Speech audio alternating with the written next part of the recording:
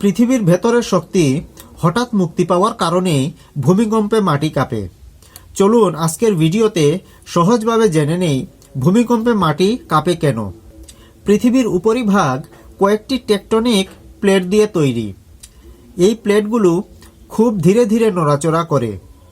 প্লেটগুলো চলতে গিয়ে একে অপরের সাথে ধাক্কা খায়, এরপর একে অপর থেকে আলাদা হয় বা একে অপরের পাশ দিয়ে ঘষে যায়।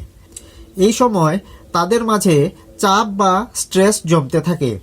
যখন জমে থাকা চাপ আর ধরে রাখা যায় না, তখন প্লেটগুলো হঠাৎ সরে যায় বা ভেঙে যায়। এই মুহূর্তে প্রচুর শক্তি বের হয়ে আসে। এই শক্তি ভূমিকম্প তরঙ্গ হিসেবে চারিদিকে ছড়িয়ে পড়ে, আর এই তরঙ্গ যখন মাটির উপরিভাগে পৌঁছায় তখন আমরা অনুভব করি মাটি কাঁপছে, ঘর দুলছে এবং জিনিসপত্র নড়ছে। তাই সংক্ষেপে বলতে গেলে ভূমিকম্পে মাটি কাঁপে কারণ পৃথিবীর ভেতরে টেকটনিক প্লেটের হঠাৎ নড়াচড়া থেকে শক্তি বের হয়ে কম্পন তৈরি হয়।